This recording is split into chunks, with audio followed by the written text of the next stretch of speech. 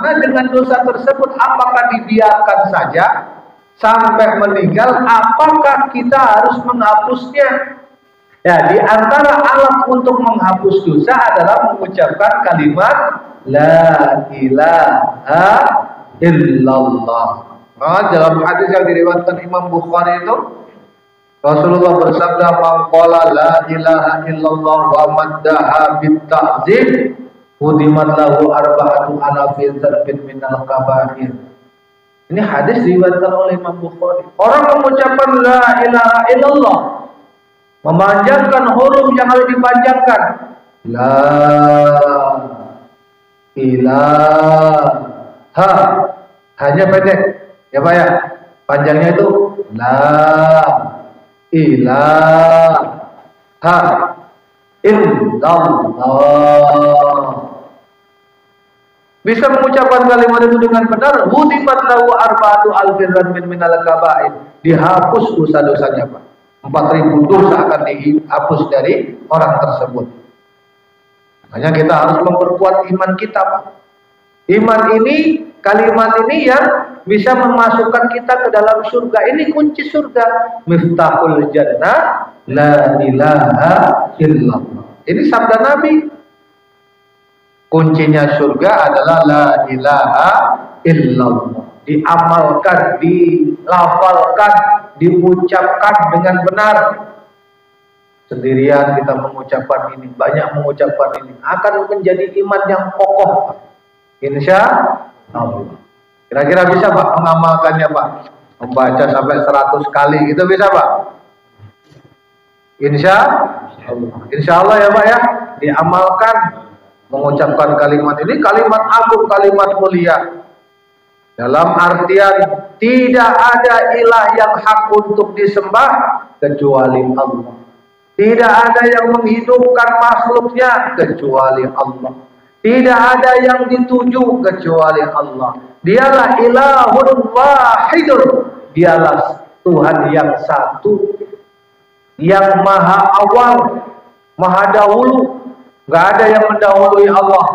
Dia yang maha dahulu, yang maha kekal, karena dia tidak akan pernah mati, yang tidak serupa dengan makhluknya, yang dekat dengan kita, yang istawa di atas arsy-Nya. Itu harus diimani Pak. Di mana Allah? Kadang-kadang ada video yang mengatakan itu, mengatakan Allah fis sama, Allah di atas langit. Benar nggak Pak? Benar nggak? Nggak bisa. Allah tidak boleh ditempatkan di suatu tempat. Kalau ada yang mengatakan Allah di langit, tapi Allah mengatakan istawa di atas arsy. Arsy adanya di atas langit. Langit kan ada 7 nih. Langit ke pertama, kedua, ketiga, keempat, kelima, keenam, ketujuh. Kemudian arsy Sidratul Muntaha, puncaknya tempat. Allah tidak bertempat di situ semuanya. Allah dekat dengan kita. Walaupun Allah mengatakan istawa, tapi mana istawa itu banyak. Ada yang mengatakan mana istawa itu duduk. Ada yang mengatakan bertempat. Ada yang mengatakan menguasai. Ada yang mengatakan menuju. Mana istawa. Maka tidak boleh diartikan salah satu artinya dengan arti yang bisa menyebabkan penyerupaan dengan Allah Subhanahu wa ta'ala. Allah mengatakan, wa idza sa'alaka ibadi anni fa inni qarib ujibud da'watad da'ani idza da'ani falyastajibu li wal yu'minu bi la'allahum yarshudun. Al-Baqarah ayat 186. Ketika ada orang yang bertanya kepadaku, jawab, fa inni qarib, sesungguhnya saya sangat dekat. Allah itu dekat dengan kita. Fa inni qarib, Allah dekat dengan kita. Ujibu da'watad da'i idza da'ani, Allah mengabulkan doa orang-orang yang berdoa dan mengabulkan permintaannya wal yu'minu bi la'allahum yarshudun. Hendaklah kalian beriman, mereka itu beriman agar mendapat petunjuk dari Allah Subhanahu wa taala. Allah dekat. Dalam surah yang lain, dalam surah Qaf, Allah mengatakan wa nahnu aqrabu ilaihi min hablil warid, dan saya lebih dekat daripada urat leher. Tapi itu semuanya tidak boleh kita visualkan, ya Pak ya. Jangan divisualkan. Allah mengatakan dirinya istawa di atas arsy, kita imani. Ar-Rahmanu 'alal arsy istawa. Allah yang Maha Rahman itu istawa di atas arsy-Nya. Tapi istawa menurut Allah kehendaki, bukan menurut persepsi kita. Bukan menurut akal kita. Jangan diakalkan Allah duduk, Allah bertempat, jangan. Karena Allah tidak seperti itu. Ya, pokoknya seperti yang difirmankan oleh Allah Subhanahu wa taala. Jemaah sekalian yang dimuliakan oleh Allah, Allah berserta kita dimanapun kita berada, itu juga firman Allah. Itu juga firman Allah, wa huwa ma'akum aina kuntum. Dia Allah beserta kalian dimanapun kalian berada. Di mana kita berada, Allah bersama kita. Loh, kalau gitu Allah itu banyak, Ustaz. Bukan Allah itu banyak, tapi Allah Maha Besar. Kita di langit kita akan bersama dengan Allah. Kita di planet kita akan bersama dengan Allah. Kita di kerak bumi kita akan bersama dengan Allah. Karena Allah mengatakan wa kanallahu bikulli syai'in muhita dalam surah An-Nisa. Keberadaan Allah terhadap segala sesuatu itu meliputi. Tapi kita juga jangan membayangkan, kita yakini aja Pak. Jadi kita yakini Allah dekat dengan kita. Kita yakini ketika kita beribadah sholat di hadapan kita Allah itu. Dalam hadis kan dijelaskan begitu. Ketika engkau sholat jangan meludah ke depan. Itu kan Pak ya hadisnya kan. Karena di situ ada Allah, antara engkau dengan kiblatmu ada Allah. Allah di hadapan kita dalam hadis. Ketika kita sujud, yang paling dekat adalah Allah Subhanahu wa ta'ala. Ini makna la ilaha illallah Pak. Harus kita jelaskan secara detail agar kita benar-benar beriman. Beriman benar-benar dengan keimanan yang benar. Maka la ilaha illallah adalah suatu kalimat yang menjadikan kita bertauhid, yang menjadikan kita beriman, yang menjadikan kita terhapus dari dosa-dosa yang pernah kita lakukan. Ya Pak ya? Setuju Pak? Sepakat? Ini kalimat tauhid Pak, menghapuskan dosa. Maka harus kita agungkan, harus kita muliakan kalimat ini. Karena membedakan antara orang yang beriman dengan orang yang tidak beriman, akan memasukkan orang yang mengamalkannya ke dalam surga, akan memasukkan orang ke dalam neraka kalau ingkar. Ini kalimat tauhid, kalimat yang agung, kalimat yang mulia. Karena menegaskan adanya Allah, tiada ilah yang hak untuk disembah kecuali Allah. Tiada yang hak untuk diibadahi kecuali Allah. Tiada ilah yang benar-benar berkuasa kecuali Allah. Nggak ada ilah, nggak ada Tuhan. Hanya Allah lah Tuhan satu-satunya. Dia yang maha awal, Dia yang maha abadi, Dia yang maha satu, Dia yang tidak serupa dengan makhluknya, Dia yang maha berkuasa, Dia yang maha berkehendak, Dia yang maha segala sesuatunya, Dia maha hidup, Dia menguasai semuanya, Dia mengetahui satu persatu dari umatnya, dari hambanya, mengetahui semuanya Pak. Allah ketahui semuanya. Bahkan ada semut di balik karpet, Allah tahu. Ada semut di ujung gunung, Allah tahu. Semuanya Allah tahu. Tidak ada yang lepas dari pantauan Allah. Nggak ada satupun makhluk yang lepas dari pantauan Allah. Wa huwa bikulli syai'in alim. Kata Allah, Dia terhadap segala sesuatu mengetahui. Karena dia bersifat al-alim. Dalam surah Al-Baqarah ayat 29, wa huwa bi kulli syai'in alim. Dia Allah mengetahui terhadap segala sesuatu. Dia tidak serupa dengan makhluknya. Dia tidak sama dengan makhluknya. Makanya tidak boleh dikatakan di mana Allah. Kalau dikatakan di mana Allah, maka banyak jawabannya. Allah dekat dengan kita, itu yang dikatakan oleh Allah. Allah istawa atas arasnya, itu yang dikatakan Allah. Allah bersama, itu yang dikatakan oleh hadis, oleh Al-Quran. Allah dekat dengan kita, itu yang dikatakan Al-Quran, itu yang dikatakan hadis. Maka kita tidak boleh menyerupakannya dengan sesuatu apapun. Nggak boleh, Pak. Walaupun Allah mengatakan dengan wajah, dengan tangan, dengan kaki dalam Al-Quran dan hadis, kita tidak diperkenankan untuk menyebutkan hal tersebut. Karena akan mengadakan penyerupaan. Jadi dalam Al-Quran dan hadis itu hanya wajah, tangan, dan kaki saja yang disebut, Pak. Nah, kalau semuanya divisualkan kan wajah, kemudian ada tangannya, ada kakinya, nggak ada badannya, karena Allah tidak menyebutkan ada badan. Nah, kalau begitu kan seperti Angry Bird, yang burung kepalanya gede, kemudian ada kaki, ada sayap, kan begitu jadinya. Ya, kita mau visualkan Allah begitu, nggak boleh. Jangan divisualkan, jangan digambarkan. Makanya ada yang mengatakan Allah tingginya 60 hasta, itu bentuk penyesatan. Nggak boleh, karena Allah tidak seperti makhluknya. Itu yang harus diyakini, Pak. Ya, Pak, ya? Itu yang harus diyakini. Allah tidak sama dengan kita. Allah tidak serupa dengan kita. Kita nggak boleh memvisualkan Allah dengan sesuatu apapun. Tegas, Pak, ya? Berarti kita menyembah kepada Allah, yang yakin aja kita menyembah kepada Allah, tapi kita tidak tahu. Kita ini kan menghirup udara. Ya kan?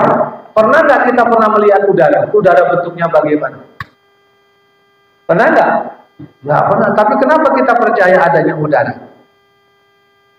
Ini gambaran. Udara adalah makhluknya Allah. Angin adalah makhluknya Allah. Tapi kita yakin ada udara, ada angin. Karena kita merasakannya. Kita harus yakin adanya Allah tanpa ada visual, tanpa ada penggambaran. Nggak boleh digambarkan dengan sesuatu apapun. Karena kita merasakannya, kita dihidupkan oleh Allah, dikasih fadilah oleh Allah Subhanahu wa ta'ala. Keyakinan la ilaha illallah. Dia maha mendengar, maha melihat, maha berfirman. Maha berfirman. Yang firmannya adalah qadim. Kalamnya, ucapannya adalah qadim. Maka Al-Quran itu Al-Qadim, Pak. Bukan seperti yang diucapkan oleh Panji Gumilang. Ya enggak? Dikatakan Al-Quran itu ucapan Nabi. Bukan. Al-Quran itu kalamullah. Yang kita yakini aja kalamnya Allah, firmannya Allah.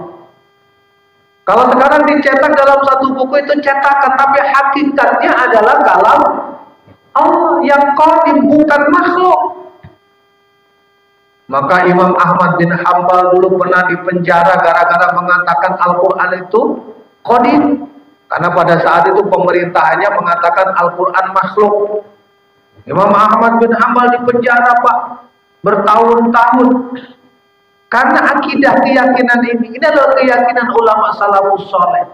Keyakinan yang ditanamkan oleh para sahabat, oleh Nabi kita Muhammad sallallahu alaihi wasallam. Al-Quran adalah kalamullah. Kemarin kita lihat ada rame-rame memimpin Al-Zaitun, Panji Gumilang mengatakan Al-Quran adalah ucapan Nabi. Makhluk, nah itu udah menyimpang. Sebenarnya saya udah tahu itu karena banyak teman saya yang dulu alumni Al-Zaitun. Alumni itu memang benar, Pak, NII KW 9. Benar, karena teman saya pernah di situ terlibat. Cerita sama saya, benar itu.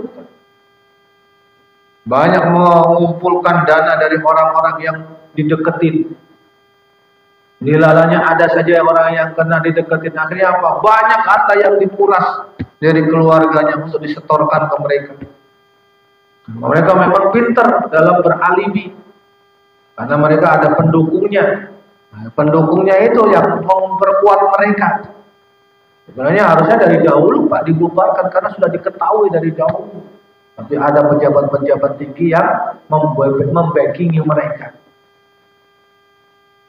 Al-Quran adalah kalamullah, firman Allah, Al-Qadim, yang kekal, yang abadi, yang dahulu. Sifat Allah, kalamullah, firmannya Allah. Al-Quran adalah kalamullah yang dahulu, yang melekat pada Allah Subhanahu wa ta'ala. Maka di dalam Al-Quran kan disebutkan la yamassuhu illal mutahharun. Dalam Al-Waqiah tidak boleh menyentuh Al-Quran kecuali orang-orang yang suci. Walaupun ada yang mengatakan itu maksudnya bukan orang-orang tapi para malaikat, ada yang mengatakan begitu. Akhirnya apa? Menyentuh Al-Quran walaupun nggak wudu boleh. Ada yang berpendapat begitu. Boleh Ustaz, ya silakan saja kalau seumpamanya berpendapat demikian. Ya Pak ya, kalau ada yang berpendapat demikian ya silakan aja. Apalagi dalam kondisi terdesak ya Pak ya, ada Al-Quran tercecer di jalan. Nah, kita harus buru-buru ngambil itu. Jangan sampai dilindas motor, diinjak-injak. Tabloid ada ayat Al-Qurannya nih Pak. Kadang-kadang kalau kita sholat di Jakarta, itu kan ada tabloid-tabloid yang ada ayat Al-Qurannya. Habis dia ambil, dilempar, tercecer kadang-kadang, diinjak-injak orang. Gimana sikap kita Ustaz? Kalau kita beriman, ambil. Jangan sampai diinjak oleh orang. Sekemampuan kita. Kalau jauh dari sana kita nggak mampu ngambil ya, jangan dekat dengan kita. Kadang-kadang dibuat bungkus kacang.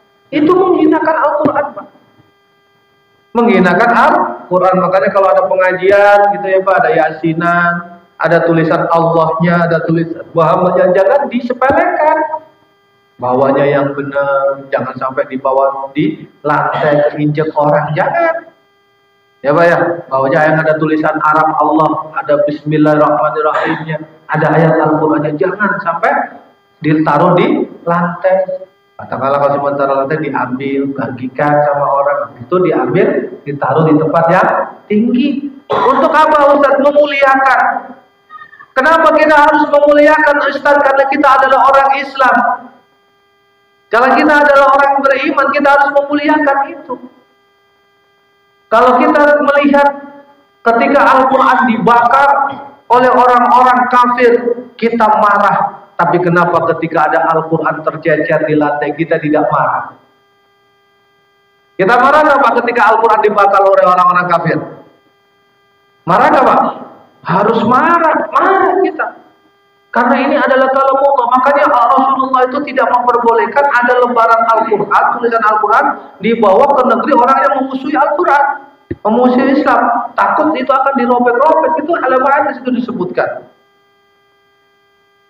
Kita marah ketika Al-Quran dibakar. Berarti kita harus marah ketika Al-Quran tidak dihargai. Harus marah. Itu kalau dibulutin itu Pak, kadang-kadang kan tercecer kemana-mana ya Pak ya. Jangan. Khawatir akan terinjak-injak. Itu adalah kalamullah yang harus kita muliakan.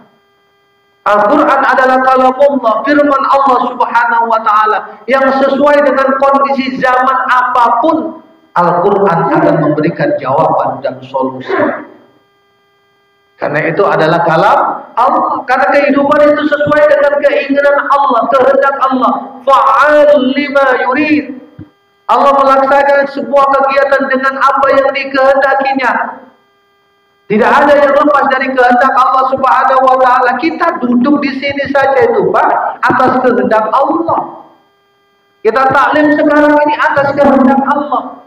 Walaupun dalam diri kita ada perencanaan siapa yang akan ngaji, siapa yang akan menceramai, siapa yang akan mendengar, itu semuanya sudah dalam konsep Allah, sudah dalam ilmu Allah Subhanahu wa ta'ala, atas kehendak Allah Subhanahu wa ta'ala. Itulah makna kalimat tauhid Pak. La ilaha illallah. Tiada ilah yang hak disembah kecuali Allah. Siapa Allah itu? Zat yang wahid, yang satu. Siapa Allah itu? Zat yang awal. Siapa Allah itu? Zat yang abadi, yang kekal. Siapa Allah itu? Zat yang tidak serupa dengan makhluknya, yang tidak sama dengan makhluknya. Zat yang berkuasa, zat yang berkehendak, zat yang mendengar, zat yang melihat, dan zat yang mengetahui semua makhluknya tanpa terkecuali satu pun. Manusia yang ada sekarang mungkin ada 5-6 miliar. Allah ketahui semuanya satu-satunya. Apa yang digerakkan hatinya Allah tahu, Allah mendengar, Allah melihat. Itu baru manusia, belum jin, belum malaikat, belum binatang-binatang yang lain di laut, di udara, di bumi. Allah tahu itu semuanya. Karena Allah lah yang menciptakan, Allah lah yang mengetahui. Hebat nggak kalau itu, Pak? Ya bukan hebat lagi, luar biasa. Oh, berarti Allah adalah zat yang benar-benar memberikan kehidupan kepada kita, memberikan segala sesuatunya kepada kita, yang harus kita yakini dengan kalimat tauhid la ilaha illallah Muhammadur Rasulullah. Nah, ini harus dilengkapi. Karena kalimat tauhid ada kalimat syahadat tauhid, ada syahadat rasul. Penyaksian kepada tauhid yaitu la ilaha illallah, penyaksian kepada Rasulullah Muhammad sebagai utusan Allah. Orang meyakini adanya Allah tapi kalau tidak beriman dengan Rasulullah maka tidak diterima imannya. Ada orang Pak meyakini la ilaha illallah tapi tidak mau mengatakan Muhammadur Rasulullah, maka tidak diterima imannya. Seperti apa Ustaz? Seperti orang Yahudi. Orang Yahudi percaya adanya Allah, tapi tidak beriman dengan Nabi kita, Nabi Muhammad sallallahu alaihi wasallam. Dialah Nabi akhir zaman, dialah Nabi terakhir, penutup para nabi, penutup para utusan. Tidak ada nabi setelah Nabi Muhammad sallallahu alaihi wasallam. Yang ada adalah para ulama yang mengikuti Rasulullah Muhammad sallallahu alaihi wasallam. Maka semua ulama apapun pasti mengikuti Rasulullah Muhammad sallallahu alaihi wasallam. Semuanya mau beda pendapat pasti mengikuti Rasulullah Muhammad sallallahu alaihi wasallam. Kalau tidak mengikuti Rasulullah Muhammad sallallahu alaihi wasallam dipertanyakan keimanannya. Karena tidak mengimani Muhammadur Rasulullah. Karena ini adalah kalimat tauhid. Maka ketika kita mengucapkan kalimat tauhid la ilaha illallah Muhammadur Rasulullah, tak boleh bisa. Jangan sekali-kali memberikan prasangka terhadap Rasulullah. Dulu pada saat saya masih kerja, saya ketemu dengan orang Pak. Dia mengatakan Muhammad itu kan hanya sebatas kurir saja, menerima surat dari Allah untuk dibagikan. Ngomongin sama saya begitunya, hanya sebatas kurir, sebagai tukang pos. Rasulullah itu orang terpilih. Rasulullah itu orang yang dimuliakan oleh Allah, yang keluar dari sulbi yang suci, dari rahim yang suci, dimuliakan oleh Allah. Sehingga dengan memuliakan Rasulullah, orang tuanya dimatikan dahulu sebelum risalah beliau muncul. Maka di dalam Al-Quran disebut wa ma kunna mu'azzibina hatta nab'atha rasulah. Orang tua Rasulullah tidak akan mungkin dihisab karena hidupnya di zaman kekosongan nubuah, kosongnya kenabian. Antara Rasulullah sama Nabi Isa jaraknya udah ratusan tahun, ada yang mengatakan 600 tahun. Itu kekosongan nubuah. Nggak ada nabi pada saat itu. Maka disebut zaman fatrah, disucikan oleh Allah kedua orang tuanya. Disucikan oleh Allah. Ustaz, bagaimana dengan hadis Nabi yang mengatakan katanya Nabi, orang tua Nabi masuk neraka? Mana ada hadis itu Pak ya? Ada salah satu putranya sahabat, seingat saya Ikrimah, anaknya Abu Lahab apa Abu Jahal, tanya kepada Nabi, di mana orang tuaku Nabi? Finnar. Kemudian Nabi tanya begitu, dia sedih anaknya itu. Si Ikrimah itu sedih, kemudian dipanggil lagi. Abi inna abi wa abuka finnar. Sesungguhnya bapakku dan bapakmu di neraka. Rasulullah mengatakan bapakku. Para ulama mengatakan bapakku di sini bukan bapaknya Abdullah, tapi adalah Abu Thalib yang merawat Nabi dari kecil. Bapaknya Ali bin Abi Thalib. Abi Thalib. Maksudnya bapakku di sini adalah Abu Thalib, karena itu kebiasaan orang Arab kalau memanggil orang pamannya itu dengan sebutan bapak. Memang ada sih Pak yang mengatakan tetap aja kekeh dengan hadis tersebut. Maksudnya bapaknya ya bapaknya. Tapi tersangkal sebenarnya dengan ayat Al-Quran, firman Allah, wa ma kunna mu'adzibina hatta nab'atha rasul.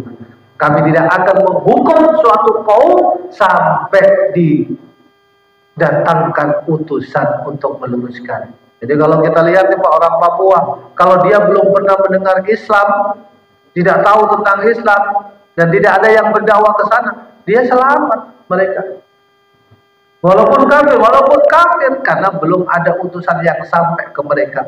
Tapi kalau mereka sudah pernah dengar tentang Islam, nggak beriman, nah, itu yang akan diazab oleh Allah. Jemaah sekalian yang dimuliakan oleh Allah, benar Rasulullah itu adalah manusia, tapi manusia bukan seperti kita. Bentuknya manusia seperti kita, tetapi mempunyai kemuliaan yang diberikan oleh Allah kepadanya. Mulia Pak Rasulullah itu. Lalat aja nggak menyentuh kulit beliau, akan terpleset lewat kulit beliau. Saking mulianya. Kenapa? Karena tidak ada dosa.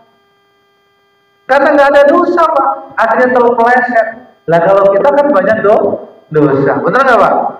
Lalat kadang-kadang nempel di kuping, kadang-kadang nempel di hidung, kalau lagi pilek, kadang-kadang nempel di mana. Karena banyak dosa kita. Tapi kalau Rasulullah tidak akan pernah ditempeli oleh makhluk-makhluk yang lain. Karena mulianya Rasulullah SAW.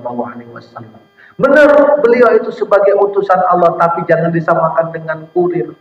Kalau musuh umpamanya kurir itu adalah kurir yang paling mulia, karena yang memerintahkan adalah Rabbul Alamin, pemilik alam semesta. Dialah Rasulullah Muhammad sallallahu alaihi wasallam. Jangan disepelekan Pak. Kadang-kadang ada orang mengatakan Nabi Muhammad itu kan manusia seperti biasa. Benar, manusia seperti kita.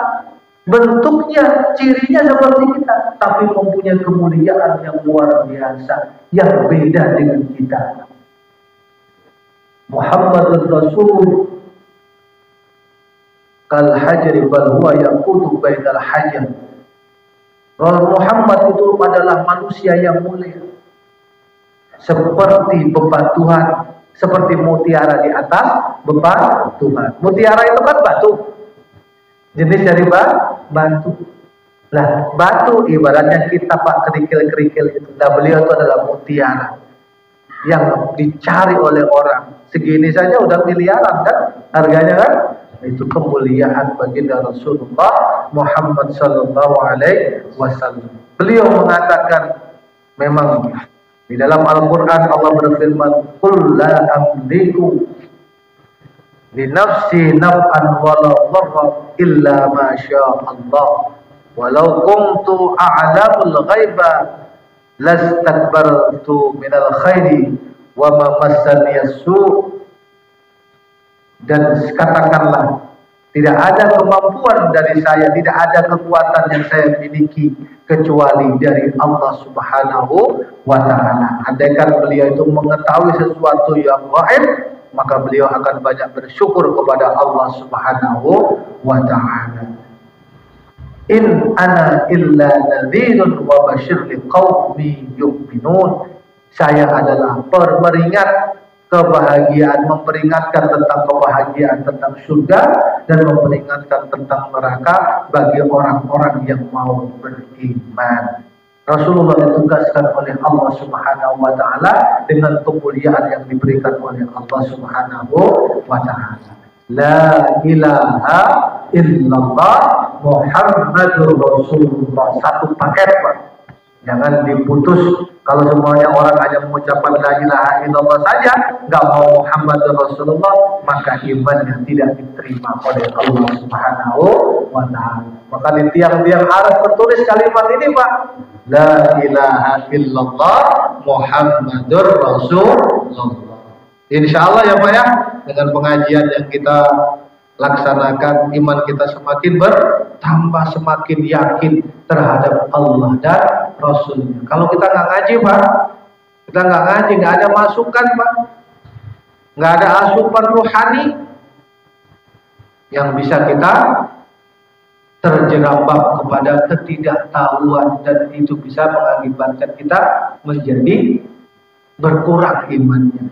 Maka jangan ngaji ini sebenarnya untuk menambahkan keimanan kepada kita semuanya. Insya Allah. Dari kajian yang saya sampaikan Pak tentang la ilaha illallah Muhammad Rasulullah di sesi kedua ini,